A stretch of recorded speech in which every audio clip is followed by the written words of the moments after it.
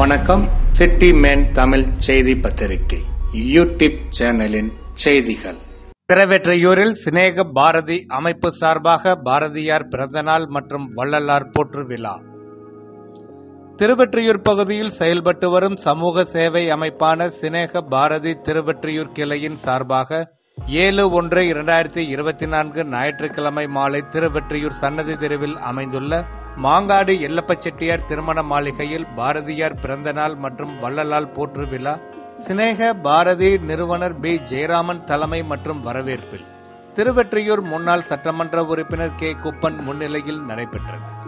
இந்நிகழ்ச்சியில் முன்னாள் மத்திய அமைச்சர் சொல்லின் செல்வர், கலை மாமணி முனைவர் வைகை செல்வம் சிறப்பு விருந்தினராக கலந்து கொண்டு பாரதியார் மற்றும் வள்ளலாரை பற்றி சிறப்பு சொற்பொழிவாற்றினார். இறுதியாக பத்திரிகையாளர்களுக்கு பேட்டியும் அளித்தார். நிகழ்ச்சியில் ஹரிஸ்மா மற்றும் சனா ஆகியோர் தனித்தனியாக பரதநாட்டியம் ஆடி பார்வையாளர்களை கவர்ந்தனர். நிகழ்ச்சியினை சுதா தொகுத்து வழங்கினார். இந்நிகழ்ச்சியில் தாம்பரஸ் மாநில ஒருங்கிணைப்பாளர் எஸ். ராமகிருஷ்ணன், பாஜக தமிழ் வளர்ச்சி மாநில செயலாளர் எஸ். ராதாகிருஷ்ணன், வள்ளலார் சபை பிரம்மச்சாரி ரா. அரசவொலி, சந்த் மகாசபா மாநில பொதுச் செயலாளர் கே. கணேசன் ஆகியோர் கலந்து கொண்டார்கள். நிகழ்ச்சியில் பேசிய திருவெற்றியூர் முன்னாள் சட்டமன்ற உறுப்பினர் கே. குப்பன், மறைந்த முன்னாள் முதலமைச்சர் செல்வி ஜெயலலிதா ஆட்சியில் திருவெற்றியூருக்கு கிடைக்கப்பட்ட சிறப்பு திட்டங்களை தொகுத்து வழங்கினார். தொடர்ந்து பாரதியார் மற்றும் வள்ளலாரை பற்றிய தொகுப்பறை வழங்கினார். இறுதியாக கே. எஸ். ஆனந்தன் நன்றியுரை கூறினார். நிகழ்ச்சியின் விரிவான வீடியோ தொகுப்பு.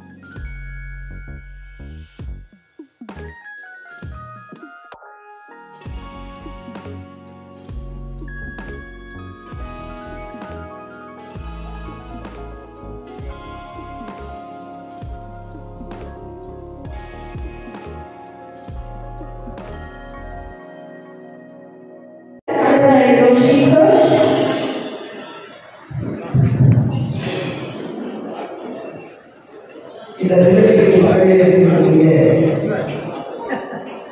சினேக பாரதியுடைய நிறுவனர் என்னுடைய அறிவிப்பு கொடுத்த மரியாதைக்குரிய அருமையினர் ஜெயராமன் அவர்களே, இந்த நிகழ்ச்சியை வருகிறது மிக சிறப்பாக உரையாற்ற வருகிறக்கூடிய உடல்நிலை சரியில்லாத நேரத்திலேயும் இந்த நிகழ்ச்சியை கலந்து கொள்ள வேண்டும் என்ற அக்கறையோடு வருகிறக்கூடிய என்னுடைய கழகத்துடைய பொதுச் செயலாளர் எடப்பாடி அவர்களுடைய அன்பையும் ஆசையையும் பெற்ற கழகத்துடைய இலக்கிய செயலாளர் செய்தி தொடர்பு செயலாளர் முனைவர் சுனில் சேவர் கலைமாமணி என்னுடைய அறிவுக்குரிய அருமையன் ரயில்வே செல்வர்களே, இந்த நிகழ்ச்சியிலே எனக்கு முன்பாக உரையாற்றி அமர்ந்திருக்கக்கூடிய தமிழ்நாடு கிராம சங்கத்துடைய மாநில ஒருங்கிணைப்பாளர் அருமையன் எஸ் ராமகிருஷ்ணன் அவர்களே, தமிழ் வளர்ச்சியும் கழகத்துடைய பாஜகவுடைய மாநில செயலாளர் திரு ராதாகிருஷ்ணன் அவர்களே, எனக்கு முன்பாக உரையாற்றிய மரியாதைக்குரிய அருமையர் கணேசன் அவர்களே,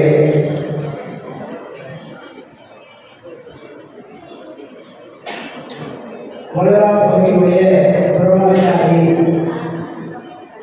திரு இரா அரசு அவர்களே, மாவட்ட தலைவர் மத்திய அரசு வடசென்னை கிழக்கு மாவட்டத்துடைய மணிகண்டன் அவர்களே, நன்கூடி ஆற்றக்கூடிய அருமையர் ஆனந்தன் அவர்களே, இந்த நிகழ்ச்சியை பங்கேற்கக்கூடிய பெரியோர்களே, தாய்மார்களே, நண்பர்களே, சிறகு அமைப்புடைய உறுப்பினர்களே, பொறுப்பாளர்களே, உங்களோட அத்தனை பேருக்கு என்னுடைய நன்றியை நான் நேரத்தில் தெரிவித்துக் கொள்ள என்னுடைய அருமை சகோதரர் ஜெயராமன் அவர்களை பற்றி சொல்ல வேண்டும் என்று சொன்னால், அவர் இப்பொழுது தன்னால் புரியப்படி அரசியல்வாதியோடு மீறி மக்களுக்கு செய்யக்கூடிய இப்படிப்பட்ட அமைப்பின் மூலமும் ஒரு தினமும் ஒரு 3 பேருக்கு சாப்பாடு கொடுத்துருக்காரு. தினமும் நாங்களே எல்லாரும் 2 கூட எவ்வளவு நாங்களே எல்லாம் செய்யணும்னா எப்பாவது ஒரு நிகழ்ச்சியில் இது மாதிரி மழை வெள்ளம் வரும்போது போட மாட்டாங்க, ஜெயிக்க அது ஒரு பொறுப்பாக எடுத்துட்டு மக்களுக்கு ஏதாவது பண வேண்டும் என்ற ஒரு உணர்வோடு பண்ணக்கூடிய ஒரு நல்ல மனிதர் ஜெயராமன். அவரை பாராட்டக்கூடிய எவ்வளவு கோடி சொல்லணும், 1 ரூபா தரமாட்டான், பிச்சைக்காரங்க திரும்பி போவான், பார்த்துருவோம். செய்யணுன்ற உணர்வு வருகிற குறிப்பிட்டவரை நாம் பாராட்டுதான் ஆக வேண்டும். குறிப்பிட்ட அமைப்பு மூலம் பார்த்தீங்கன்னா பிராமண சங்கத்துக்கு அவர் இன்றைக்கு மாநிலத்துடைய பொருளாளர். பிராமண சங்கத்துடைய அமைப்பின் மூலமும் பல நிகழ்ச்சிகளை அவர் செய்துட்டே இருக்காரு. அப்படின்னு சொல்லிட்டு எந்த போட்டிகள் வந்து போகிறீங்க அப்படின்னு சொல்லிட்டு ஒரு சில காலகட்டத்தில் அவர் அதிமுகவே இணைத்துக் கொள்ள வேண்டும் என்று கூட நான் அவர்கிட்ட சொல்லியிருக்கிறேன். கட்சி வந்திருக்கேன் அப்படின்னு சொல்லி அம்மாவுடைய கட்சி தான் நீங்கள் வரது எந்த தயக்கம் இல்லாமல் எங்களுக்கு வாழ்க்கை இந்த உடைப்பை அதை போட்டால் நீங்கள் எங்களுக்கு பற்றி உதவியாக இருக்கும் அப்படின்னு அப்படிப்பட்ட ஒரு நல்ல மனிதர், செயல்பாளர், நல்ல செயல்பாட்டாளர், செயல் வீரர். அவர் எதையும் செய்யக்கூடிய அந்த தாராள மனம் கொண்டவரை நான் முன்னிலேயே திருவள்ளூர் மக்களின் சார்பாக நான் அதை பாராட்ட கடமைப்பட்டிருக்கேன். அதை பாராட்டக்கூடிய இங்கே நான் ஒரு சில இந்த தொகுதியுடைய சட்டமன்ற உறுப்பினராக இருந்தால் இந்த அரசியல் மாதிரி நீங்கள் பேசாம அம்மா ஆட்சி காலத்தில் இந்த மக்களுக்கு செய்ய ஒரு சில செய்திகளை மட்டும் கவனத்துக்கு கொண்டு வர விரும்புது. புரட்சித் தலைவர் அம்மாவுடைய ஆட்சி காலம் இந்த இப்ப இருக்கிற ஆட்சியை பார்க்கும்போதுதான் அம்மாவுடைய ஆட்சி ஒரு பொற்கால ஆட்சி நடத்தியவர் புரட்சித் தலைவர் அம்மா. ஒரு பெண்மணியாக இருந்தால் கூட ஒரு இரும்பு பெண்மணியாக எதையும் எடுத்த காரியத்தை முடிக்கக்கூடிய ஒரு ஆற்றலுடைய தலைவியாக அவருக்கு எந்த விதமான சோதனைகள் இருக்கும்போது கூட அவர் அடிப்படையாமல் இருந்தவர் என்பதை நிலைநாட்டியவர் புரட்சித் தலைவர் அம்மா அவர்கள். திருவள்ளூருக்கு ஒரு பெரிய பெருமையை கொடுத்திருக்கிறார். இப்பொழுது நம்ம ஏறணும்னா 50 நிமிஷத்துல ஏர்போர்ட் செல்லக்கூடிய வகையை மெட்ரோ ட்ரெயினை கொண்டு வந்து கொடுத்தவர் புரட்சித்தலைவி அம்மா. புரட்சித்தலைவி அம்மா ஆட்சி காலத்தில் திருவள்ளூர் கல்லூரி வந்தது. அம்மா ஆட்சி காலத்தில் தாலுகா அலுவலகம் வந்தது. அம்மா ஆட்சி காலத்தில் இதை இருக்கக்கூடிய மூலம் டிஜிட்டல் மூலம் வந்தது. அம்மா ஆட்சி காலத்தில் தான் 24 ஆண்டுகளுக்கு பிறகு திருவள்ளூரில் தேர்வையும் இருக்கும். அது உடனே தேர் கொடுத்தாங்க. ஆனால் தேர் கொண்டு வந்து கொடுத்தவர் நான் சட்டமன்ற உறுப்பினர் அம்மா அவர்கள் அதற்கு உத்தரவிட்டு இன்னைக்கு இந்த தேர்வை போடுது 6வது நாள் திருவிழா இன்னைக்கு தேர் திருவள்ளூர் ஓடுதுன்னா அது புரட்சித்தலைவி அம்மா ஆட்சி. நீ மாற்றத்தை கேட்பாங்க மனைவி போகணும் 5 நிமிஷம் போகலாம். 5 நிமிஷம் 2 பாலம் கொடுத்தவர் புரட்சித்தலைவி அம்மா. இந்த பாலம் மட்டும் இல்லை, அதுக்கப்புறம் இருக்கிற பாலம் போனோம்னா இப்படி போன ஈஸியாக 5 மினிட்ஸ் சிபிசிஎல் போகணும்னா 5 நிமிஷம் பேசுறாங்க. துறைமுகம் கொடுத்தாங்க 21 கோடியில். இன்னும் நான் நிறைய சொல்லுவேன். அப்படியே தண்ணி கொடுத்தாங்க. 2 நாள் ஒரு நாள் ஒரு நாள் தண்ணி கொடுத்தாங்க. பாதாள கொடுத்தாங்க. வெள்ளம் வந்தப்போ உண்மையிலே வருத்தம் எல்லாருக்கும் இருக்கு. எல்லாருக்கும் உள்ள வருத்தாது. மழை வந்தது, தண்ணி வந்தது, மேற்கு போகிறது. இங்க இருக்கிற கரண்ட் கட்டுப்படி 4 நாள் 5 நாள் கரண்ட் இல்லாமல் சாலையில் அமர்ந்து போராடிதான் அந்த மின்சாரத்தை கூட பெறக்கூடிய சூழ்நிலை ஒரு அரசாங்கம் இருக்கிறது என்றால் வருத்தப்படக்கூடிய விஷயமாக இருக்கிறது. நான் அரசியல் பேசவில்லை.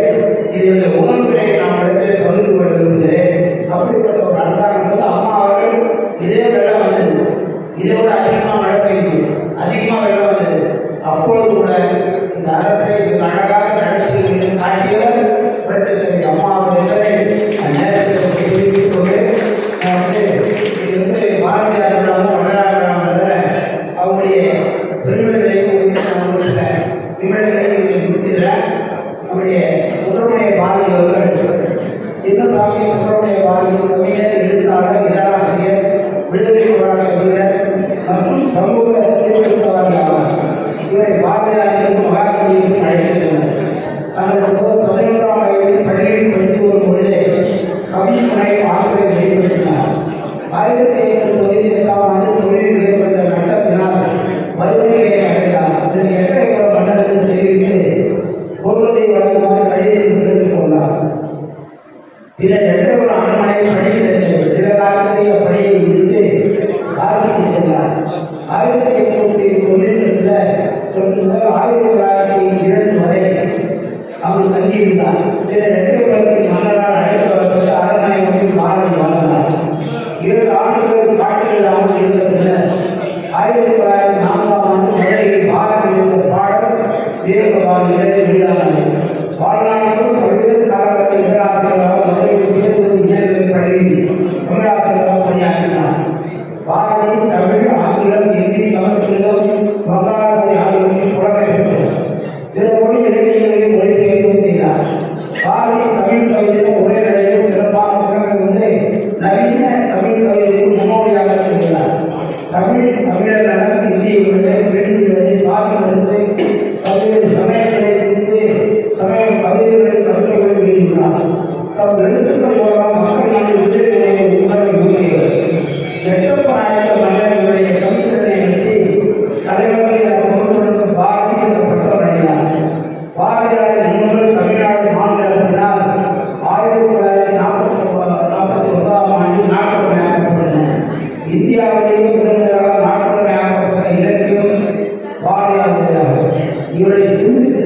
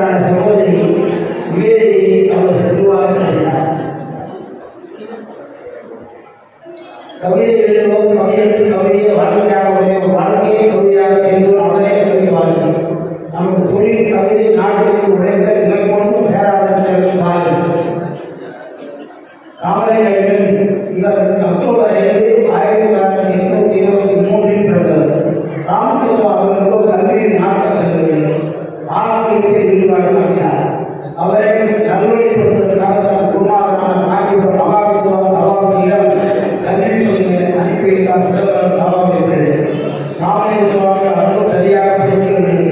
வகுப்பு முடிந்த நந்தகோட்டம் சென்று பொருளை வாங்குவார். ஒரு நாள் ராமேஸ்வரம் நந்தகோட்டம் முருகன் கோயிலில் சென்றார். காஞ்சிபுரம் மகாவித்யா சமாதான முருகன் சன்னதியில் அமர்ந்திருந்த ராமேஸ்வரர்கள் ஒருவரை திருமணத்தில் என்கின்ற உத்தவர்கள் உறவு பெற்று உள்ளொன்று வைத்து பிரம்மொன்று பேசுவார் உறவு தரவாமை என்று நாங்கள் பாடிக்கொண்டிருந்தார். பெரும் பொருளுடனான பாடலை ராமசுவாமிகள் ராமேஸ்வரன் பாடுவதை கண்ட காஞ்சிபுரம் மகாவித்வான் மெய்மலன் என்று கட்டியே விடுத்துவிட்டார்.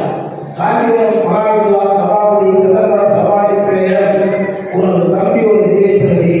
அவரின் சாதாரண உலகில் கல்வி தேவைகளை நிறைவேற்றியும் அவர் கற்பிக்க தன்னால் முடியாது என்று சொல்லிவிட்டார். அதன் பிறகு ராஜநிலையால் தன் இடைப்படையில் ஆளுக்கு பயணிக்க தொடங்கினார். பாடிய பயிரில் கொண்டபோதெல்லாம் பாடினே என்று பாடிய வள்ளலார் 1867 கடலூர் மாவட்டம் கடலூரில் சத்திய ஞான சபை என்ற சபையில் இருந்தார். ராமலிங்க அடிகளார்கள் கடலூர் மக்களிடமிருந்து 80 காணி நிலம் பெற்று தர்மசாலை வழங்கினார். இந்த தர்மசாலை அவர்களுக்கு 3 வேளை உணவு வழங்கப்பட்டது. மக்களின் துயரம் ஒன்றான பசியை போக்கிட வள்ளலார் வெளிவந்தார். இன்றளவும் லட்சக்கணக்கான மக்களுக்கு பசியாற்றப்படுகிறது. கடலூர் தலைமையில் இருந்தால் உலகம் அந்த பகுதியை பின்பற்றிகள் பசியாகிறார்கள். இவர் பாடிய 6000 பாடல்களில் திரட்டு 20 ரூபாய் அடைக்கப்பட்டது. இது 6 துறை முறைகளாக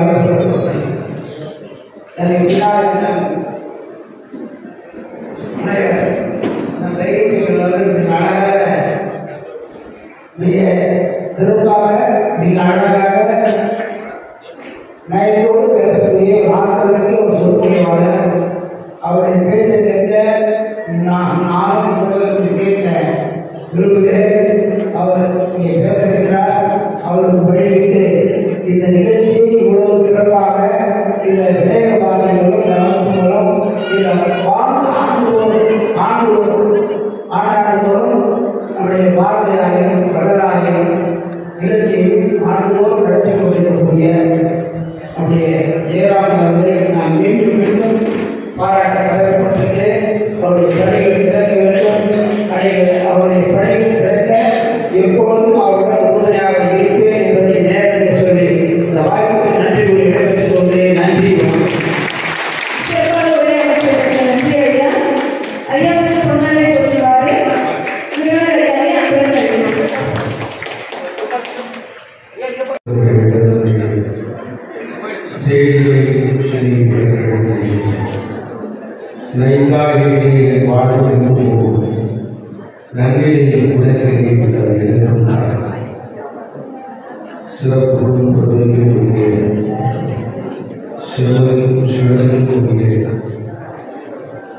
தமிழ்நாட்டுடைய அரசியல் தலைவர்கள் சிறப்போடு இந்த திருவொற்றியூரில் பாரதி இருக்கக்கூடிய சமூக சேவை அமைப்பு சிநேக பாரதியுடைய சாதனை நம்முடைய இளைய பகவத்மார்கள் தன்னை இணைந்து தரணாக இணைந்து இன்று உலகத்திற்கு தானே எதிர்பார்த்து உழைச்சத்தை தந்தவர் ஈழைகளற்ற கவிஞர் மகாகவி சுப்பிரமணிய பாரதம். அவரையும் வாழும் காலத்தினுடைய வள்ளலாராக விளங்கி வள்ளல் பெருந்தன்மையோடு விளங்கி 200 ஆண்டுகள் கடந்திருக்கிற நிலையிலும் என்றும் எப்போதும் வாழ்ந்து கொண்டிருக்கிற வள்ளலார் பற்றியும் போற்றுகின்ற விழாவாக வளர்ந்திருக்கிற இந்த விழாவில் எளியவன் சிறியவன் எப்பொருட்டும் பேசுவதற்கு உயர்ந்த ஒரு சந்தர்ப்பம் வழங்கியிருக்கிற சிறிய பாரதியுடைய அமைப்பாளர்களுக்கு நெஞ்சம் நிறைந்த நன்றி என்பதை நான் முதல்வர் காணிக்கையாகிறேன். சிறப்பு பெருமைக்குரிய இந்த நிகழ்வுடைய தலைவர் வரவேற்புரையாளர் சிறிய பாரதியுடைய நிறுவனர் போற்றுவதற்குரியவர், பாராட்டுவதற்குரியவர், வாழ்த்துவதற்குரியவர் என்றெல்லாம் எல்லா பெருமைகளுக்கும் தனியும் நெறியும் படைத்தவராக திகழ்ந்துள்ள சிந்தை கவர்ந்த அறிவுக்குரிய சகோதரர் ஜெயராமன் இந்த நிகழ்ச்சியை முன்னிலையை கொடுத்து ஏற்று திருவள்ளுவர் தொகுதியிலே பலமுறை தேர்தல் நடந்தது என்று 2 முறை சட்டமன்ற வேட்பாளராக 10 ஆண்டு காலம் சட்டமன்ற உறுப்பினராக பணியாற்றி திருவொற்றியூரில் பல்வேறு நலத்திட்டங்களை கொண்டு வந்து உங்களுடைய அன்பையும் பண்பையும் பாசத்தையும் மிகுந்த ஈடுபாட்டையும் பெற்றிருக்கக்கூடிய அருமைக்குரிய முன்னாள் சட்டமன்ற உறுப்பினர் போற்றுதலுக்குரியவர் என்னெல்லாம் திருவொற்றியூரில் அம்மாவுடைய ஆட்சியை இருக்கின்ற போது செயல்படுத்தினோம் என்பதை எடுத்து வைத்து அவற்றோடு மாத்திரம்தான் பாரதியை பற்றியும் வள்ளலாரை பற்றியும் குறிப்போடு வந்திருக்கிறார். எனக்கு ஆச்சரியமாக எப்போதுமே ஒரு பேச்சாளரை குறிப்பிடுத்து பேசாத பேச்சு குறிப்பாக சுறாவும் துப்பாக்கியும் ஆபத்தான குறிப்பிடுத்திக் கொண்டு அதை ட்ரீட் செய்து சட்டமன்றத்தில் கூட அவர் அம்மாவர்கள் முதலமைச்சராக இருந்த காலகட்டத்தில் கூட புள்ளி விவரங்களோடு தருகிற ஒரு சட்டமன்ற உறுப்பினரை அவரும் ஒருவர் முதன்மையான இன்னும் பல்வேறு உயர்ந்த பதவிகள் அவருக்கு நிறைய வர இருக்கின்றது. அப்படிப்பட்ட ஆற்றலாளர் அறுவை உட்படவர்கள் இந்த நிகழ்விலே கலந்து கொண்டிருக்கக்கூடிய ராமதாஸ் மாநில ஒருங்கிணைப்பாளர், இனியவர், நல்ல ஒரு பண்பாளர், இறை மார்க்கத்தை எப்போதுமே தன்னுடைய நெஞ்சிலை வாழ்வில் கூட்டி சுமக்கிறவர், எல்லாருடைய சிவனையை போற்றி எல்லாருக்கும் இறைவாக போற்றி என்று ஒரு பக்கம் சொல்ற போதிலும் இன்னொரு பக்கம் வைரவத்தையும் சொல்லி நிறுத்துகிற மக்களிடத்திலே சைவத்தையும் வைரவத்தையும் சொல்லி பாதுகாக்கக்கூடிய ஒன்றாக கருதி அவற்றை தமிழ்நாடு முழுவதும் சொல்லி சுழன்று வருகிற என் அருமைக்குரிய ஆகிய சகோதரர் ராமகிருஷ்ணன் அவர்களே,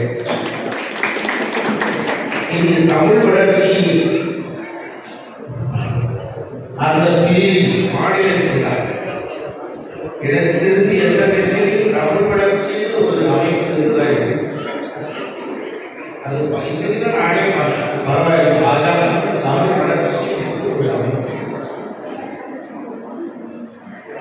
நாங்கெல்லாம் அரசியலாளராக இருந்தாலும் இது போன்ற ஒரு பொதுமக்களிடத்தை பேசுகிற போது அரசியல் பேசுகிறார். அவர் நல்ல அரசியல் சொன்னார். திமுகவை 2 பார்க்கிறார். என்ன செஞ்சது திமுக? தமிழ் வளர்ச்சிக்கான தமிழ் பேரில் ஆட்சிக்கு வந்தவர்கள் தமிழுக்கு என்ன செய்கிறார்கள்? அவர்கள் செய்த திருத்தம் தமிழுக்காக கர்நாடக தண்டவாளத்தை தரவச்சுப்படுகிறார். அதை நாம் ஏற்றுக்கொண்டுதான் ஆகும். ஏனென்றால் அவர் தண்டவாளத்தில் தலை வைத்து நாடாளுமன்றம் காட்டுவார். ட்ரெயின் வந்து அஞ்சாது. இந்த பொண்ணுக்காகத்தான் 3 தலைமுறை ஆட்சி ஆகிறார். இப்படி பல்வேறு விஷயங்களை எடுத்து வைத்த ராதாகிருஷ்ணன் சொல்லுவார்கள். மற்றும் இந்த வள்ளலார் சபையின் சார்பிலே அரசு மொழி அத்தனை விவரங்களில் டேட்டா தட்டினால் எப்படி புள்ளி விவரங்களோடு தகவல்களை தருமோ அப்படி தகவல்களோடு தந்திருக்கிறார் அரசு மொழிகள். மற்றும் நம்முடைய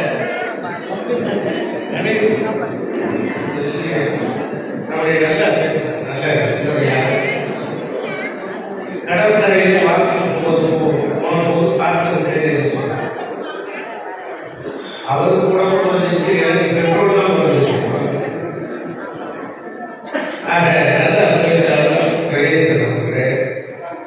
இங்கு வருகை தந்திருக்கக்கூடிய எண்ணற்ற ஆண்டவர்களே, சார்ந்தவர்களே, பெரியவர்களே, நன்றியுரையாக இருக்கின்ற ஆனந்தம் அவர்களே, அனைவருக்கும் என்னுடைய அன்பான மாலை நேரத்தில் வணக்கம். சிறிய வாழ்க்கை அமைப்புக்கு வருகை தந்திருக்கக்கூடிய ஒரு 10 பேர் தான் உட்கார்ந்துருக்காங்க. இப்ப பேச தொடங்குகிற போது அரங்கமே நிறைந்து இருக்கிறது. அது சிறிய வாழ்க்கை அமைப்பு ஒரு நாளாக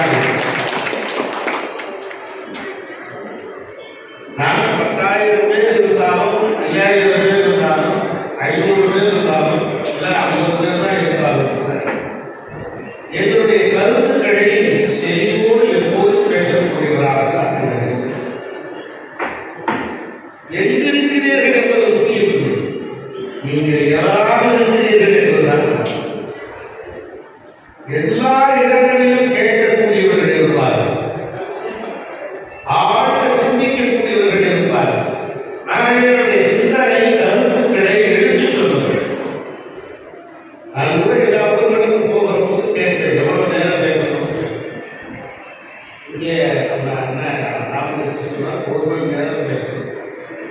தொடர்ந்து நேற்று மாநிலம் பாடி ஒரு நாளைக்கு பல்வேறு நிகழ்ச்சி 9ஆவது புத்தக உடல்நிலை சேர்ந்து இந்த நேரம் பேசுறாங்க.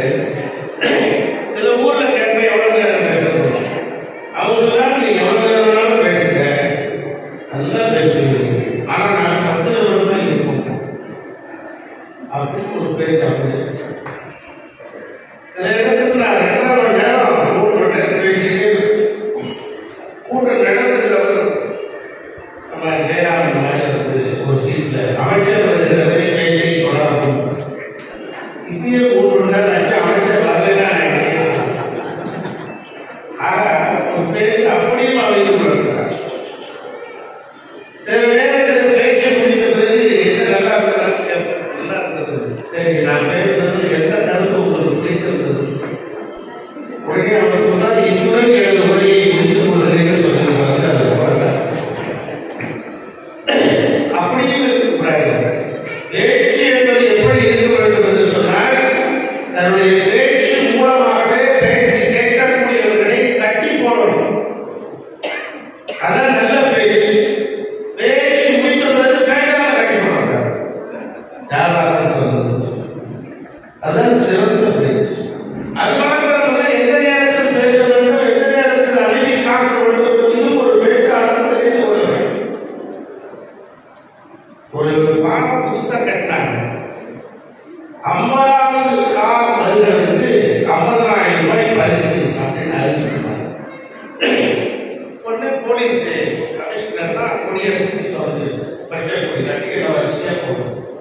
50வது கார் நிறுத்தினாங்க. உங்களுக்கு முதல் பரிசு 50,000 ரூபாய், 50வது காராவது நீங்க தான் வெற்றி பெற்றிருக்கீங்க போட்டியில. அது பெரிய 50,000 ரூபாய் கார் ஓட்டி வந்தவர் வாங்கி ரூபாய். நன்றி சார். சரி, இந்த 50,000 வச்சு முதல்ல நீங்க என்ன செய்ய போறீங்க? அவன் சொன்னா நான் முதல்ல டிரைவிங் லைசன்ஸ் எடுக்க போறேன் சார்.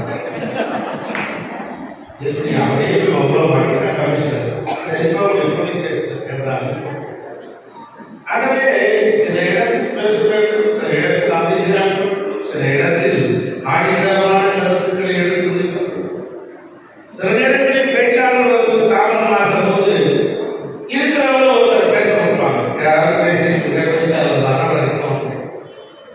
அப்படித்தான் ஒரு பக்கத்தில் இருக்கிற எழுப்பி விட்டார். எப்படியாவது மடிவாங்க போய் பேசிப்பாங்க. அவங்க கைகாலம் நடுங்குது. என்ன பேச போறது? அவங்க கேட்டா நான் என்ன பேச போறேன்னு உங்களுக்கு தெரியுமா? தெரியாது. அப்ப நான் என்ன பேச போறேன்னு உங்களுக்கே தெரியல. அப்ப நான் பேசி என்ன செய்ய போறேன்? நன்றி வணக்கம். பரவாயில்லையே தப்பிச்சுட்டாங்க அப்படின்னு பேச்சாளர் அப்படியே வரல. திருப்பி ஒன்று போய் உட்கார்றாங்க. திருப்பி போய் பேச போறோம்னா அவங்கெல்லாம் இதை அவன் மாட்டிடுவான். தப்பிக்க முடியாது. நான் என்ன பேச போறேன் உங்களுக்கு தெரியுமா? உடனே எல்லாரும் என்ன சொன்னாங்க? போனது தெரியாது. தெரியும் தெரியும் தெரியும். உடனே அவர் சொல்றான் நான் என்ன பேச போறேன் உங்களுக்கே தெரியும். நான் என்ன நன்றி அப்படின்னு பார்த்தா பேச்சாளர் சிறப்பு பேச்சாளர் பாருங்க. சரி, மீண்டும் 3வது முறையா அவரே மாட்டி என்ன செய்ய போறாங்க? தெரியாதுன்னா தெரியும்னா தப்பிச்சுட்டா இந்த முறை என்ன செய்ய போறாங்க? எல்லாரும் அவரோடு பார்த்துருக்காங்க. அப்பதான் வந்து அவர் சொன்னா நான் என்ன பேச போறேன்னு தெரியுமான்னு கேட்டான். ஒரு பக்கம் தெரியும்னாங்க, இன்னொரு பக்கம் தெரியாது. அவர் சொன்னா தெரியாதவங்க தெரிஞ்சவங்க கேட்டுக்கிட்ட தெரிஞ்சவங்க தெரியாதவங்க. ஆனா இதற்கு பெயர் தான் மதிநுட்பம், விடைநுட்பம். ஒரு இன்டெலிஜென்ஸோடு அணுகக்கூடிய ஒரு ஆற்றல் ஒரு பேச்சாளருக்கு அவசியமான ஒன்றாக இருந்து வந்திருப்பதற்காகத்தான் இதற்கு நாங்கள் உரைக்கின்றோம்.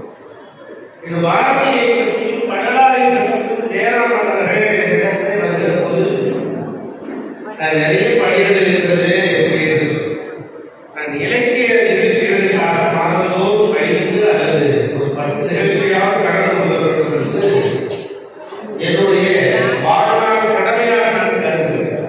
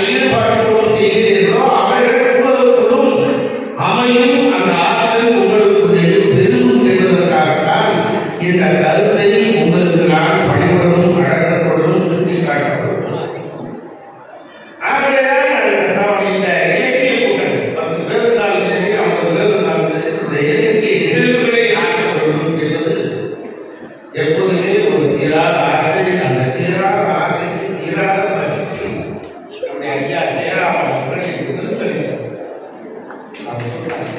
உணவு இருக்கிறது. நிகழ்ச்சி முடிந்ததற்கு பிறகு அலுவலி கிச்சடி கீழோடு உணவும் இருக்கிறது.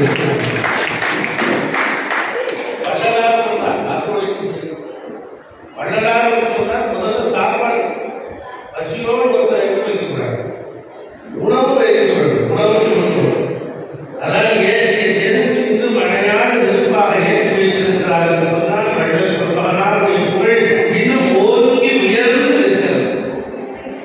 அப்படிப்பட்டவராக நான் கூட நான் நேரானவர்கள் வருகிற போது கூட நான் ஒன்றும் சொல்லவில்லை. ஆனால் பாரதியையும் வள்ளலாரையும் ஒப்பிட்டு இரண்டு பேரையும் ஒரே தலைப்பிலே கொடுத்து நீங்கள் பேசுங்கள் என்று சொல்லும்போது நான் வியந்து போனேன்.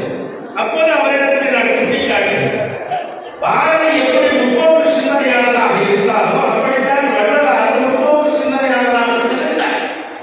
திருவருப்பாய் என்று 5 நூல்களை எழுதினாலும் 6வது திருமலை எழுதுகிற போதுதான் 6வது திருமுறை புரட்சிகரமான கருத்துக்களை வைத்த காரணத்தினால்தான் நூற்றாண்டு கடந்து வள்ளலார் வாழ்ந்து கொண்டிருக்கிறார். மூட நம்பிக்கைகளை உடையாட்டத்தை அடியோடு அடிப்பதற்கு வேண்டும் என்று பேசியவர் வள்ளலார். அதே போல சாதிகளை பாப்பா தாழ்ச்சி முயற்சி சொன்னது பாப்பா என்று பேசினார். எத்தனைய பொழுது பாட்டினார். இந்த பாரதியை நினைத்து விட்டால் எதெல்லாம் அப்படியே புரட்சி பிரபலமாக அவருடைய கவிதைகளை புதிக்கும் புது வெள்ளமா கொதிக்கும் குதிக்கும் வெள்ளலா ஏறும் சீரும் விடமாக யாரும் எழுதி கூட்டுவது தேவா ஆதரவை வேலைக்கான ஓட்டத்தை போல ஒரு எக்ஸிபிட் கல்வி பார்வையை போல ஒரு வாக்குறுதிக்கும் ஒருவரை போல ஒரு வாகனத்தின் மனவரப்பை போல ஒரு சீலத்தின் பண ஞானத்தை போல ஒரு சித்தவனின் மந்தரிச்சலை போல ஒரு நேர்கொண்டானை போல் பரணியை போல ஒரு சிறப்புடையானை தான் நதியை போல ஒரு அருள்மிகு நாதரின் தமிழ் சத்தத்தை போல ஒரு கம்படியின் நேரிடமும் கம்படியின் கற்பனை விளத்தை போல நிச்சயம் பெறக்கூடிய பேராற்றல் படைத்த கவிதை வரிகளை படைத்திட்டார் எங்கள் பாட்டன் பாரதி.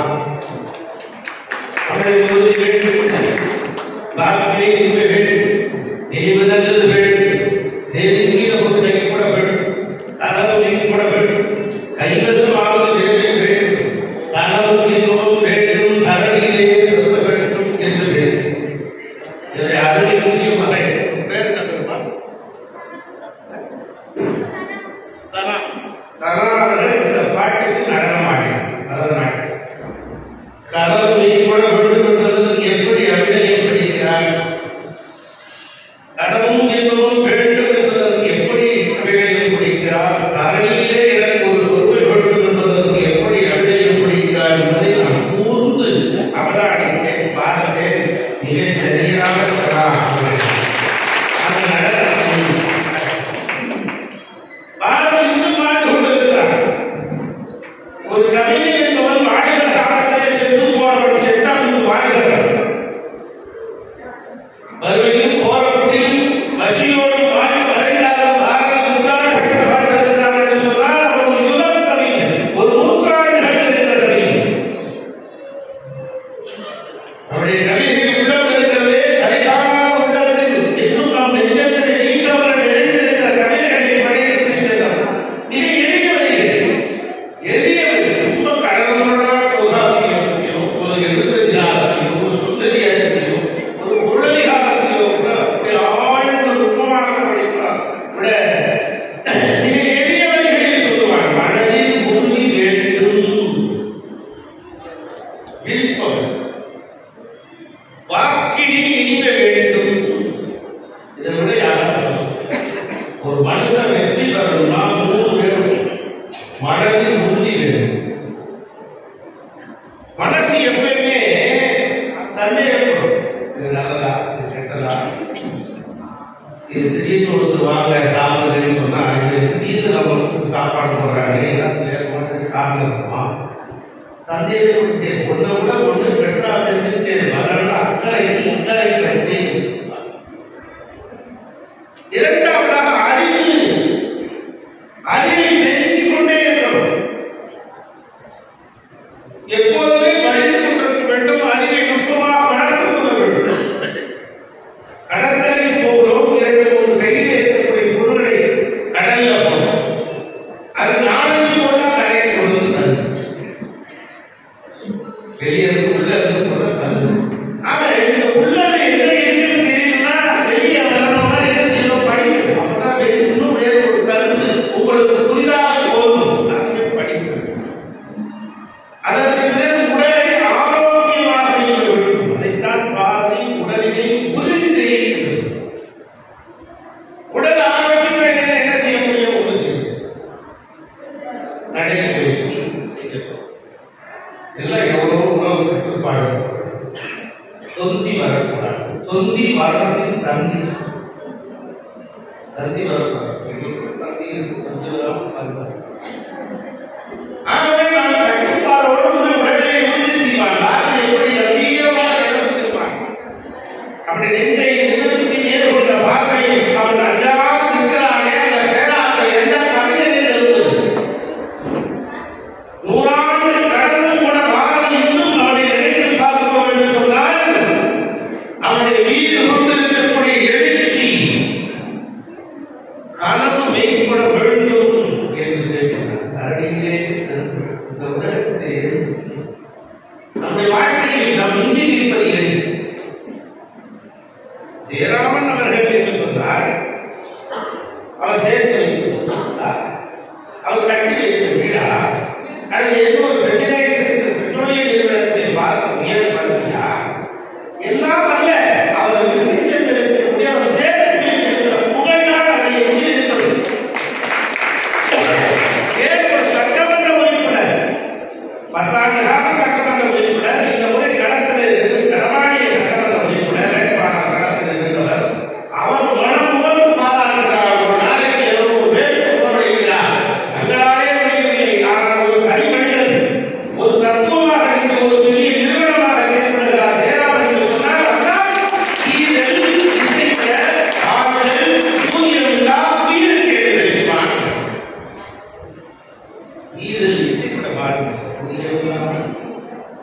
உங்களுக்காக வேற என்ன இருக்கும்? ஆகவே அதைத்தான் மிக அற்புதமாக சொல்லுவாங்க. ஆகவேதான் அவளையும் தமிழையும் பிரித்து பார்க்கவே தமிழிலே இசைக்கும் ஏழினாக பூமியாக இல்லாக நிலையாக உணவாக இல்லாக வேறாக அம்பாக அதைத்தான் மகாபலி. நாம் ஒரு கருத்தை சொல்கிறோம், எத்தனை நாட்களுக்கு அவர் அந்த கருத்து இருக்கிறது. ஆனால் 100 ஆண்டு கடந்து அவருடைய பாடல் இருக்கிறது என்று சொன்னால் அதுதான் அவன் உபசரிக்கலாக பாராட்டுகிறோம், வாழ்த்துகிறோம், வணங்குகிறோம். மொழி விழுந்த தொகையிலாய் கோழில் சருண குடிசாய் திங்களாய் ஊருக்கு உடைத்து வளர்த்து மலராய் சிறகடி தத்துவம் சென்றா அட்டமாய் அமுத ஒளிவகர் அடங்கி சிற்பமாய் அமுத மலர்களை வளர்ந்து நற்குணல் வாழும் எளியாய் வசந்த பொழியாய் திகழும் தமிழ் அன்னைக்கு ஒன்றும் மணி மழவும் கூட்டி பெருமையை கழித்தவர்கள் நம்முடைய எட்டை உணர்ந்து பாடுகின்றார். வறுமையை பாட்டுகிறது, குடும்பம் பசி பட்டினியில் கிடக்கிறது, குழந்தைகள் தவிக்கிறார்கள், மனைவி அடுத்த வேலை சாப்பாட்டுக்கு என்ன செய்ய வேண்டும் என்று தெரியாமல் கிடக்கிறாள். இருந்த போதிலும் கூட விடுதலை வேலைக்காக தன்னையே அர்ப்பணித்த தலைவர் தாக்களில் ஒருவராக பாருங்கள். நம் குடும்பத்தை பார்க்க வேண்டாமா? நம் குழந்தைகளை பார்க்க வேண்டாமா? நம்முடைய எதிர்காலத்தை பார்க்க வேண்டாமா என்று அவன் எண்ணவில்லை. இந்த நாடுதான் என்னுடைய வீடு, இந்த நாடுதான் எல்லாம் என்று நினைக்கிறார். ஆகவேதான் இந்த ஒரு நாட்டுடைய சொத்து.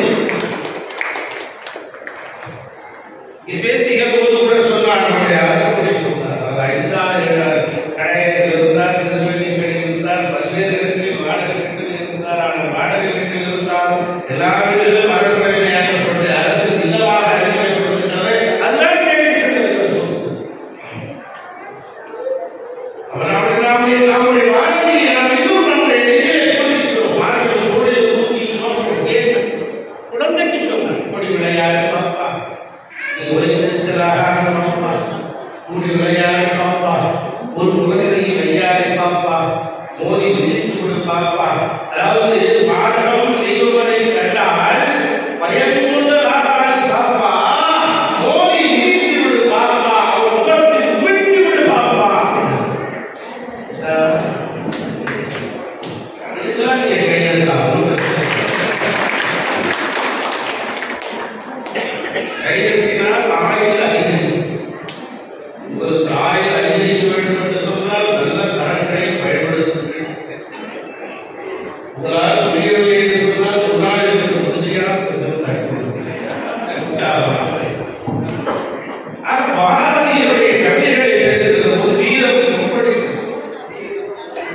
ஓசைகளை முதல் உயர்ந்த ஒரு சுடவே நீ ஞானத்தில் அத்தியாந்தோர் இதே சரியாக எடுத்து நேரடியில் சத்தியில்லாத தவறு சங்கை இலக்கியத்தில் கட்டி அறிந்தார்கள் பேசுவார்கள் பாடப்படைய பாவடன் பின்னே சொன்னால் பின்னே இருக்கக்கூடிய தேர் என்று சொன்னால் கதறம் இருக்கிறார்கள் என்று சொன்னால் அந்த கதரோடு தோன்றியதனுடைய தமிழ்மொழி என்று பேசினார் நன்றி அல்லாத கதரோடு தோன்றியலாம். அப்போ கதரோடு எப்போது தோன்றியது?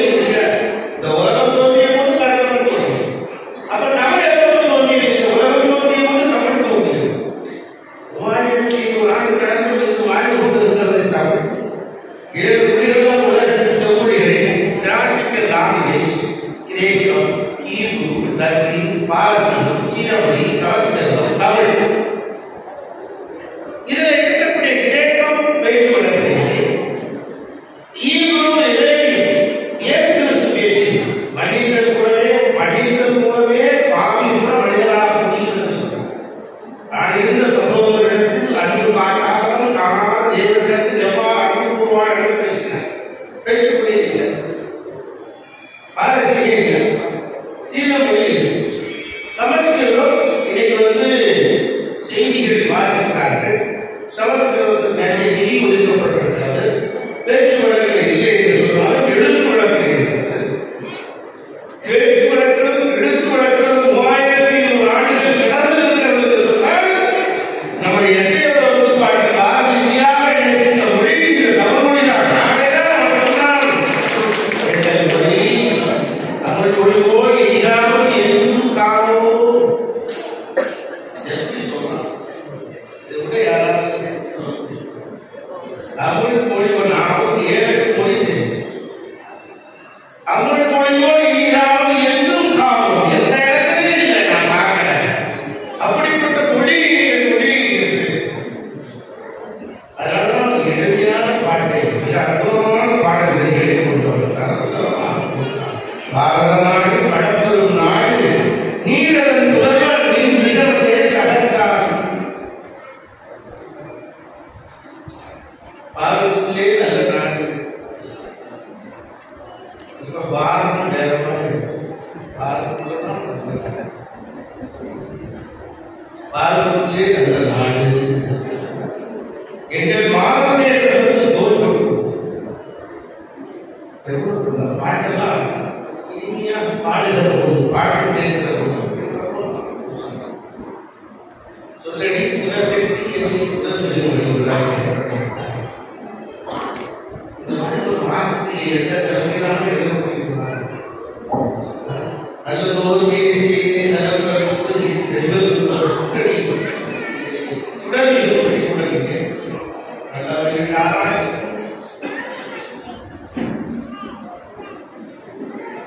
எவ்வளவு உணர்வுபூர்வமாக படைத்திருக்கிறார். பாடலை எடுத்து நன்றார் அனுபவித்து அந்த பாரதியுடைய வாழ்க்கையோடு நீங்கள் அரசு நீங்கள் பார்க்கிற போது எவ்வளவு உணர்வுபூர்வமாக எழுதியிருக்கிறார். 1 2 1000 பாடல்களை நாம் சொல்றோம். இப்படி சுற்றுப்புறை சுடர்தான் சூரிய சந்திரன் வட்ட கரிய வழி இரண்டாமா கருவில் புறவை வைத்தது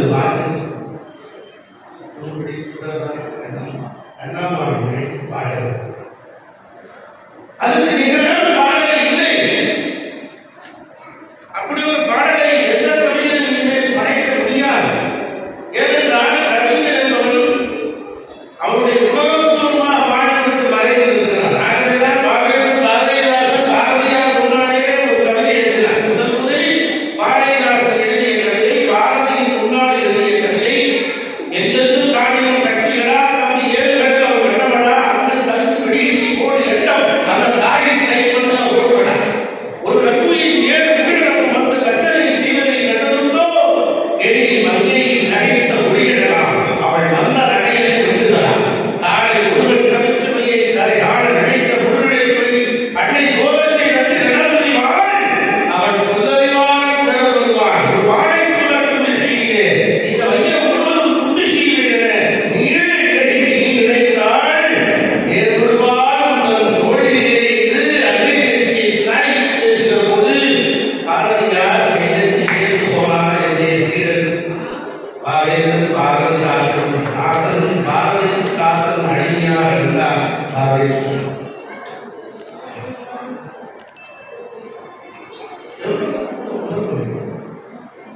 அதில் வெடித்து விளங்குகிற கடல் கொதித்து சூடாக முதுமை மீது நிலப்பரப்பின் முதல் பரப்பு மோதிவிட நதிகளும் மணல்களும் வளர்ந்த தமிழகத்திலே அதில் மதுரை பொருளில் வாழ்க்கையை பார்க்கிறேன்.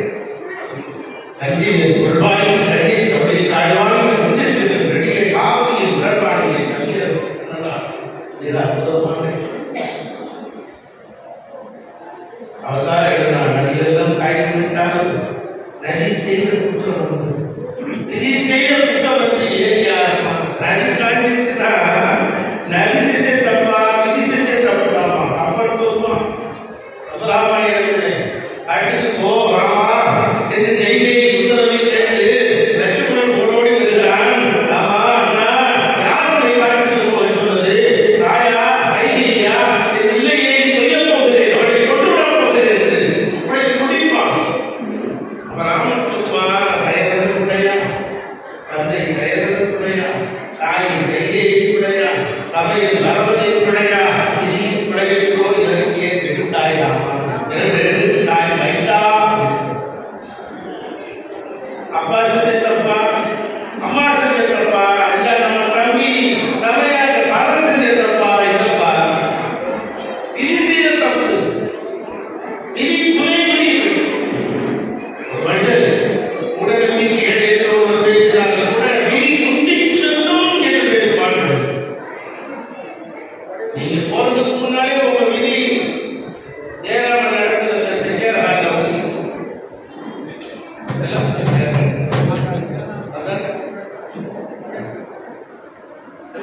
விதி குண்டி செல்லும் என்று. ஆகவே அவருடைய பாரதியை உச்சிக்கு கொண்டு போய் பாராட்டுகிறோம். 39 வருடத்தான் பாகவன் பிரதமந்த நேரத்தினை புல்லறியும் பூமலந்த நேரத்தினை வண்டறியும் சேர்ந்த நேரத்தினை காயல்வாள் சித்தமே உத்தரவை யாருவாள். பாரதி பூர்வமான வாசிக்க வாசிக்க அவர்களுடைய உள்ளம் பெருங்கெழுந்து ஓடும். அவன் சொன்னான், பேசியவர்கள் சொன்னார்கள், அவன் எழுதினான், அச்சமில்லை அச்சமில்லை அச்சமென்பதில்லையே உச்சி மீது வாடி இருந்து விழுகின்ற போதிலும் அச்சமில்லை அச்சமில்லை அச்சமென்பதில்லையே எழுதினான். நீங்க அதை கூர்ந்து பாருங்க எல்லாரும். இந்த இடத்துக்கு இதுக்கு மேல இது கீழே உள்ள பார்க்கணும்னா நம்ம வெளியே ஓடி போயிடும். வானமே வெளியே தலையில விழ போது எங்க ஓடி முடியுது? இடம் எங்க இருக்கு? வானத்தின் கூரையின் கீழே தான் நம்ம இருக்கோம். எங்க ஓடி நம்ம வானம் தான். அப்ப எங்க ஓடி முடிய முடியும்? எங்கேயோ ஓடி முடிய முடியாது. அதான் பாரதி சொல்றோம். உச்சி நீர் வான் இடிந்து வீழ்கின்ற போதிலும் அச்சமில்லை அச்சமில்லை அச்சமென்பதில்லை என்று சொல்ல முடியுமா? நான் இந்த அரசை கேட்கிறேன், துணிச்சலோடு கேட்கிறேன் சொல்லிட்டு ஒரு 100 கிலோமீட்டர் அந்த பக்கம் போய் ரூம் போட்டு தங்கிடுவான். போனலாம் ஆஃப் பண்ணிடுவான். அப்படிப்பட்ட தலைவர் பிரிட்டிஷ்காக இருந்தது. நம்ம ஊர் போலீஸா? நம்ம ஊர் போலீஸ்னா நம்ம வந்து சொல்லலாம் பிரிட்டிஷ்கார போலீஸ் சொல்ல முடியுமா? எழுதியதை கூட வாழலாம். அப்படி வாழ்ந்தானா நிச்சயமாக அப்படி வாழலாம். எப்படி கேட்டால் தன்னுடைய மனைவி செல்லமாலை எது போனாலும் அழைத்து செல்லலாம். நம்ம தான் ஒரு வீட்டுக்கு இங்கே வர்றோம், நம்ம வந்து ஐயா நேரம் ஐயா வந்துடும். நம்ம வீட்டு அம்மா என்ன சொல்றாங்க? நானும் வந்தாங்க வீட்டை பார்த்துக்கோ இங்க பெண்கள்லாம் வந்து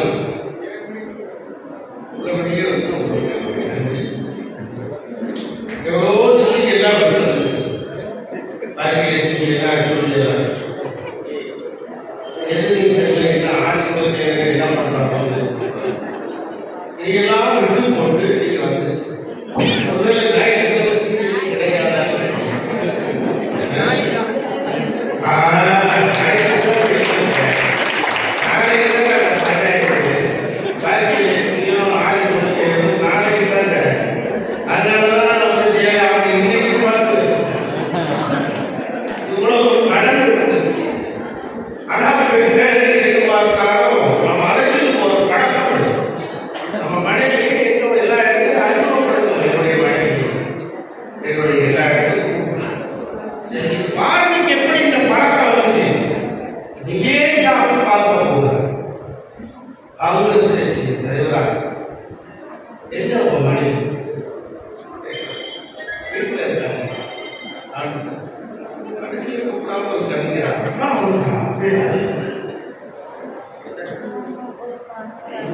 அதனால நீங்க வந்து வந்திருக்க பெண்கள் தாய்மார்களுக்கெல்லாம் ரொம்ப நன்றி.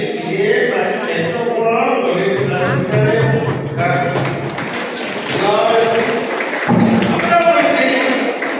நீங்க வந்து கூட்டு பொரியல் அப்புறம் ஊருகாசி நம்ம படிச்சிருக்காங்க. அக்கார மனிதன் செய்யறதுக்கு தான் இறைவன் படிச்சிருக்காங்க. அவங்க மாமி அதனால வந்து எல்லா இடத்துக்கும் போகணும். பாரதி எல்லா இடத்துக்கும் அழைத்து போவார். ஒரு மிருக காட்சி சாலைக்கு அழைத்து போனார். தன்னுடைய மனைவி மானை பார்க்கிறார், புள்ளி குடிக்கிறார். கவிஞர் இல்லையா? கவிஞருக்கு ஒரு இயற்கையாக குழந்தை தான் கவிதை வருகிறது. மானை பார்ப்பதை புள்ளி குடிக்கிறார், மயிலை பார்ப்பதை கொண்டாடுறார், மனைவியோடு பகிர்ந்து கொள்கிறார். ஒரு சிங்கம் கூண்டு சிங்கம் உள்ள அடைபட்டு கதவு திறந்து அந்த ஊழியர் உணவு வைத்திருக்கிறார். தண்ணியை சேர்த்து உணவு போட்டு கொஞ்சம் தூரம் நகர்ந்து பாரதி என்ன பண்ணார், செல்ல மாட்டேன், செல்லமாடி இங்கே இது எனக்கு ஒரு வேலை இருக்குன்னு சொல்லி அந்த அந்த இதை தாண்டி சிங்கத்தை கட்டிப்பிடிச்சு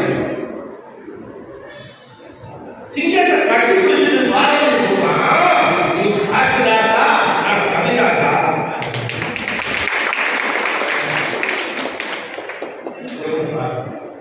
யாருக்காவது ஒரு புரிச்சல் வருவாங்க, நீ காட்டுதாசா நான் கவிதாசா?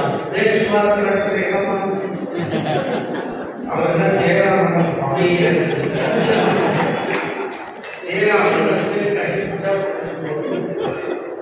சரி நல்ல மனுஷன் வேலையை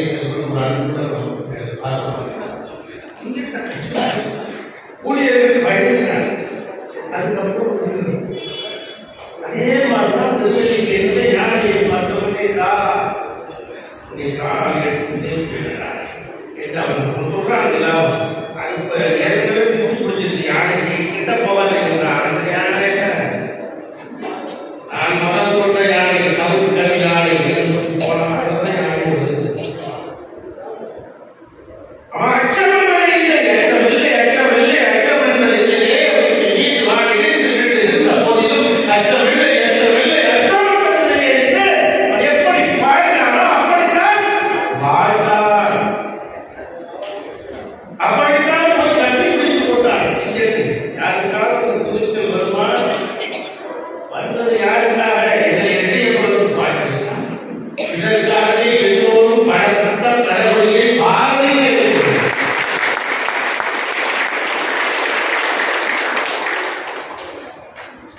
இப்படி ஒரு மகத்தான ஈடு இணைந்த ஒரு பெரும் கவிஞர் என்பார். அவருடைய பெருமைகளை, அவருடைய புகழை, இல்லாத பேராற்றலை இந்த நேரத்திலே பகிர்ந்து கொள்கிற போது உள்ளபடி நாம் பெருமைகிறோம். பாரதி சொன்னான், காட்டில் புள்ளி என்று ஜானி வள்ளலார் என்று சொன்னார், வாடிய பயிரை கண்ட போதெல்லாம் வாடினேன் என்று. ரெண்டு பேருக்கு எவ்வளவு பெரிய காக்கையும் குருவியும் என்று ஜானி. உலகத்தில் எந்த கவியும் காக்கையை குருவி எப்படி ஜானியில சேர்ந்து என்ன நீங்க வடக்கையா தெங்கலையா என்ன போக்குறோம் இதெல்லாம் கேட்கலாம்.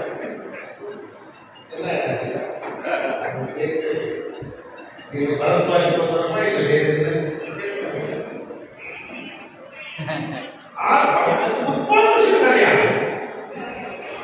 ஒரு வேளாண் நடக்கிற இந்த அரங்கில் ஒரு அவசியம் கிடைத்த மாதிரியை வழிமுறை வரலாறை பற்றி பேசுகிறார்கள் சொன்னால்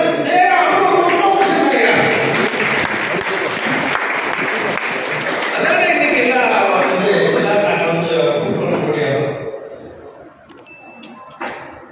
ஆதி கிடந்து மதம் கிடந்து இனம் கிடந்து மொழி கிடந்து எல்லாத்தையும் நேசிக்கிற உயிர்கள் இடத்துல அன்பு வேண்டும் உன்னுயிர் போல் எல்லா உயிரையும் கருத வேண்டும் என்று பேசினார்.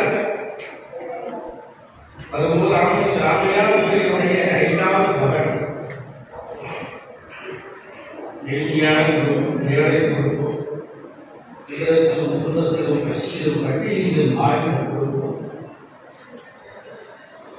திருவருட்பா எழுதி 5 எழுதியதற்கு பிறகு கூட பெரிய மாற்றம் ஏற்படக்கூடிய 6வது பொறுப்பா இருக்கிற போதுதான், ஒரு புரட்சிகரமான கருத்துக்களை விதைக்கிற போதுதான், மகத்தான பேராற்றல் 6வது திருமுறையை அவர் கட்டுகிற போதுதான் அவருடைய எழுச்சி வருகிறார். தன் வாழ்ந்த காலத்தில் தன் இறுதியான நாட்களில் 10 ஆண்டு காலம்தான் புரட்சிகரமான சிந்தனைகளை அவர் சிந்தித்து முடித்திருக்கிறார். மூட நம்பிக்கைகளை தன்னூரில் பழக்கம், தன்னூரில் போக வேண்டும் என்று முழக்கம்.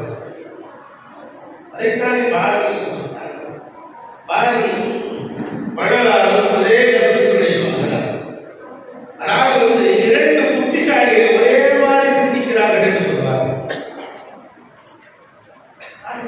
எப்படி ஒத்த கருத்துக்களை 1000 நூற்றாண்டுகள் கடந்து இருக்கிறார்கள். 6 நூற்றாண்டுகள் வள்ளலார். ஆனால் இருவரும் ஒரே கருத்துக்களை சொல்லியிருக்கிறார்கள். ஆண்டாள் வாசகம் பேசினார். செங்கருகிறார் இவர்களை சேர்ந்து 10வது அடியை கொள்கிறார். கொல்லாமல் போகாது என்று என்ற ஊரில் திருமதி புத்தூரில் ஆண்டாள் வாசகம் பேசுகிற காலகட்டத்தில் புலந்தரும் செல்வம் தரும் பெற்றதாயும் ஆயின செய்யும் நலம் தரும் சொல்லை நான் கண்டுகொண்டேன். நாராயணா என்னும் நாமத்தில் ஆழ்வார்களின் மரியாழ்வார் திருமணி ஆழ்வார் பேசுகிற காலகட்டத்தில் எல்லாருடைய சிவனை போக்கி எந்நாட்டு தேவா போக்கி என்று ஆகியும் அந்தமும் அற்புதம் ஜோதியை யார் வாழையும் மாணிக்க வாசகனையும் பற்றி திருவாசகத்தில் உச்சூடும் போதுகிற அந்த காலகட்டத்தில் 6வது திருவருட்பாவையும் போதுகிறார்கள். அதற்கு இடையாக என்று சொன்னார் என்ற வள்ளலாருடைய பெருமைகளை அப்போது இருப்பார். அந்த காலகட்டம் சாதாரண காலகட்டம் அல்ல. அந்த காலகட்டத்தில் நாட்டுடைய ஒரு பெரிய ஒரு மாற்றத்தை விட்டுகிறார். மூட நம்பிக்கை வேண்டாம் என்று சொல்றார். வேற ஒரு ஊர்ல போய் நம்ம பாவம் பண்ணிட்டோம் அப்படின்னா என்ன செய்வது அப்படின்னு கேட்டா ஒரு கோயிலுக்கு போயலாம். கோயில் உள்ள ஊர்லயே நான் பாவம் பண்ணிட்டேன், நீ வாரணாசி சரியா வாரணாசி என்ற ஒரு பாவம் பண்ணிட்டாங்க, என்ன செய்யறது கேட்டா நீ கும்பகோணம் பாவம் விமர்சனம். சரி, கும்பகோணத்தில் இருக்கிறவன் என்ன பண்றது? பாவம் பண்ணிட்டான். நான் கும்பகோணத்தில் இருந்தாலே போதும். அந்நிய சேர்த்தே பாவம், புண்ணிய சேர்த்தே வெளியே செல்லி, புண்ணிய சேர்த்தே பாவம், வாரணாசியா அப்படியே செல்லி, வாரணாசியாவுக்கு பாவம், கும்பகோணியை வெளியே செல்லி, கும்பகோணிக்கு பாவம், கும்பகோணியை வெளியே செல்லி ஒரு ஸ்லோகம் அவசரம். அதுல ஒரு நம்பிக்கை. ஆனால் இந்த நம்பிக்கையும் கடந்து தெய்வம் ஏற்றுக்கொள்ளாத மூட நம்பிக்கைகளை அறவே சொல்லக்கூடாத கருத்தை தான் பெற்றார். இது அற்புதமான கருத்துக்களை வளர்க்கிறார். எல்லா இடத்திலும் அன்பு பாராட்ட வேண்டும். உள்ளத்தில் ஒன்று, உலகில் ஒன்று, தேசாதவர்கள் உறவு வேண்டும்.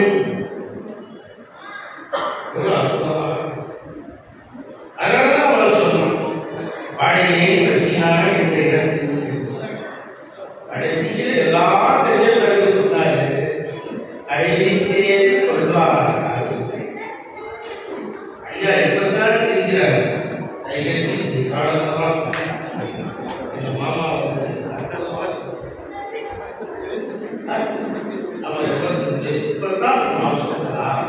அனுபவிச்சு கடையிலே இவ்வளவு நேரம் இடம் போட்டு பார்த்தாரு. இந்த இடத்துலதான் அவனுக்கு நானும் கிடைக்காது.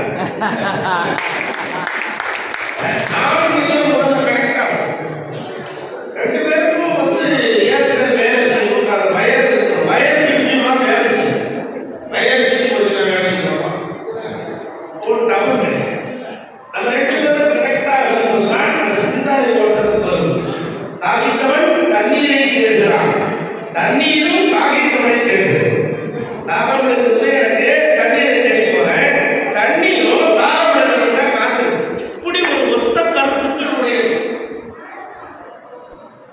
ஏராளமுடைய கருத்துக்களை ஏற்றி கூட ஒரு 200 பேர் வந்திருக்கு. நாங்களும் ஒரு 200 பேர் திரட்டணும்னா என்ன செய்யணும் உங்களுக்கு?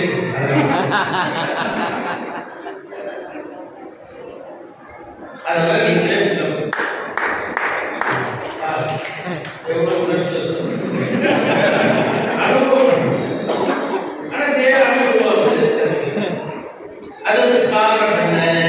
அதை அந்த சேவை சேவைதானே. அதான் வள்ளலார் சொல்றாரு, சேவையும் அன்பும் 2 கண்கள். கல்கத்தா வீதிகளில் போய் தன்னுடைய ஆபகாரத்தில் கையேந்தி ஒவ்வொரு வீட்டிலும் யாசகம் கிடைக்கிறார். அனாதை சிறுவர்களுக்காக, ஆதரவற்றவர்களுக்காக, மாற்றுத்திறனாளிகளுக்காக, தொழுநோயாளிகளுக்காக உதவி செய்கின்றேன். ஒரு வீட்டில் கணவன் தாமரை நம்மள செஞ்சிருக்கோம். சின்ன வயசு இளமையான அவர்கள் சொன்னார்கள், நன்றி நண்பரே, நன்றி சகோதரரே, இதை நான் வைத்துக் கொள்கிறேன். எங்கள் குழந்தைகளுக்கு